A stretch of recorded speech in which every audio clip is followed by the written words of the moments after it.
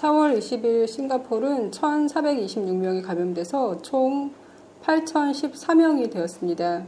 오늘도 대부분 외국인 노동자 기숙사에서 많이 나왔고요. 앞으로 이런 추세는 계속 될 것 같아요. 3명의 자가격리 위반자가 고발이 되었는데요. 2명은 싱가포르인이고 1명은 미국인이에요. 이 사람들은 최대 1,000불 혹은 징역 6개월을 선고받게 됩니다. 계속해서 유치원에서 선생님들 혹은 아이가 감염이 나오고 있어요. 이런 상태라면 5월 4일 날 아이들 학교를 개학할 수 있을지 모르겠습니다. 맥도날드에서 근무하시는 분들 7명이 감염이 됐다고 합니다. 왜 배달만 하겠다고 발표한 지 하루 만에 전 매장을 다 클로즈하나 했더니 직원 중에 감염자가 많이 나와서 그렇게 된 것 같습니다. 호주에서 한 여학생이 구타당하는 동영상을 한국 뉴스를 통해서 들었었거든요. 동영상을 봤을 때 굉장히 심하게 머리를 잡아다녀서 바닥에 내동댕이 치고 얼굴을 무릎으로 막 차더라고요. 한국 뉴스에는 호주에서 중국인 유학생이 폭행을 당했다라고 나왔는데 싱가포르 학생이었나 봅니다. 영상으로 봐서는 얼굴에 상처를 많이 입었을 것 같은데 이 뉴스를 접한 부모님이 너무 속상하실 것 같아요. 제발 동양인에 대한 인종차별을 멈췄으면 좋겠습니다. 네티즌들은 전 북한 외교관 태용호가 선거에 의해서 부유한 강남을 대표하는 한국의 첫 번째 탈북 국회의원이 되었다는 것을 조롱하고 있다. 싸이 노래 오빤 강남 스타일을 빗대서 오빤 강남 스파이라고 트위터에 남기기도 하고, 어떤 사람은 구소련의 독재자 요셉 스탈린의 유명한 포스터와 함께 강남 스탈린, 강남의 밝은 미래, 북한을 걱정하는 사람들은 세금이 여전히 올라간다라는 트윗을 남겼다고 설명을 하고 있어요. 김정은이 주먹을 불끈 쥐고 있는 사진을 올리고 거기에다가 태호가 할 수 있다면 나도 할 수 있다 이런 글을 남겼대요. 젊은 네티즌들이 강남 주민들이 왜 한국에 뿌리가 없는 태용호한테 투표를 했는지 궁금해한다고 그렇게 기사에 나와 있고요. 강남 주민들은 저의 자유, 민주주의, 시장경제에 대한 용기 있는 추구를 보고 더 큰 일을 하기를 원했기 때문에 저를 선택했다고 생각합니다 라고 당선 소감을 얘기를 했대요.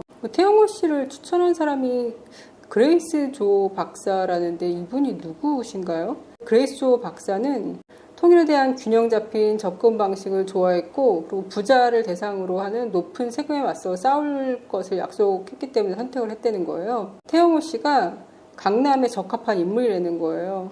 왜냐하면 연간 세금으로 1억 원 이상을 지불하고 18억 원이 넘는 자산을 보유하고 있다라고 설명하고 있습니다. 그리고 그 그레이스 조라는 그 박사가 싱가포르 신문사에 이렇게 얘기를 했대요. 태용호는 매우 논리적이고 설득력 있는 사람이다. 그 전에 정치인이었고 그리고 교육도 잘 받았고 그래서 우리를 대표할 만하다라고 얘기를 했대요. 강남에 살고 태용호 지역구였던 사업가인 김인수 씨는 통합당을 응원하는 사람인데 세금을 인상하고 재산 매입 제한을 부과함으로써 부자를 압박하고 있는 민주당을 지지하지 않기 때문에 태용호 씨한테 투표를 했다라고 설명을 했대요.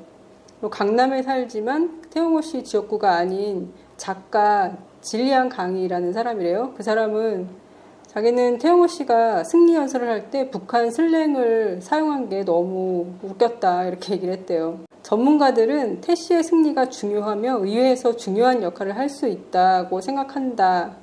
지금 통합당에 탈북자 2명이 있는데 비례대표로 1명 또 당선이 됐잖아요. 이 정당 이름이 지금 정확히 기억이 안 나는데 왜 탈북자들로만 구성된 정당을 만들었잖아요. 이번 선거 때 비례정당으로 나온다고. 그거에 대해서 설명을 하면서 탈북자들로만 구성된 최초의 정당이 올해 북한을 해방시키고 탈북자들의 권리를 보호하기 위해서 구성되었다. 그리고 이재민 서울대학과 법과대학 교수래요. 태용호 씨의 승리는 한국 정치의 중요한 전환점이다 라고 말했대요. 그는 국회에서 북한 문제에 관한 토론에 영향을 줄 수 있는 전문 지식을 갖추고 있기 때문이다 라고 얘기를 했대요. 그리고 서울 이화여자대학 교수는 태용호 씨가 탈북자들이 직면한 문제에 대한 대중의 이해를 높일 수 있고 평양에 너무 과도하게 참여하려고 하거나 경솔한 정책을 옹호하는 정치인들에 대해서 태용호 씨가 점검을 해줄 수 있다라고 말했대요. 북한 연구대학 양무진 교수는 네티즌들한테 다양성이 존중되는 사회라면서 태용호 씨의 승리를 조롱하지 말라고 촉구를 했답니다. 태용호 씨를 추천했던 그레이스 조 박사라는 사람은 그렇게 조롱하는 것들이 고려할 가치가 없는 좌파들에 의한 유치한 공격일 뿐이다 라고 말했대요. 그러니까 싱가포르 신문에 한국에 대한 기사들이 어떤 식으로 나오냐면 싱가포르 언론회사에서 파견한 사람이 직접 쓰는 기사도 있고 뉴욕타임즈건 블룸버그 통신이건 그런 데서 쓰는 기사들을 그대로 옮겨서 뭐 서울에 있는 블룸버그 통신이 이렇게 얘기했다, 서울에 있는 뉴욕타임즈 기자 누가 이렇게 얘기했다 이렇게 옮길 때가 있고, 그리고 한국에 있는 기사를 그대로 옮겨서 얘기할 때가 있어요. 코리아 헤럴드에서 이런 식으로 얘기했다라고 설명을 하거든요.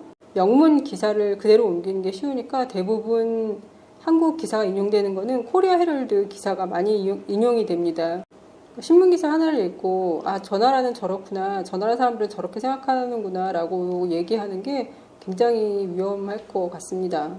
태영호의 형제와 친척들이 여전히 북한 최고위층이고 탈북민들이 중국을 통해 북한에 있는 친척들과 서신 교환하는 게 공공연한 비밀인데, 근데 태영호 씨 같은 경우에는 국회의원이 됐으니까 국가 기밀에 접근할 수 있고, 그리고 국회의원 면책특권, 기밀정보 접근권 등 여러 가지 특권을 이제 갖게 된다는 거죠.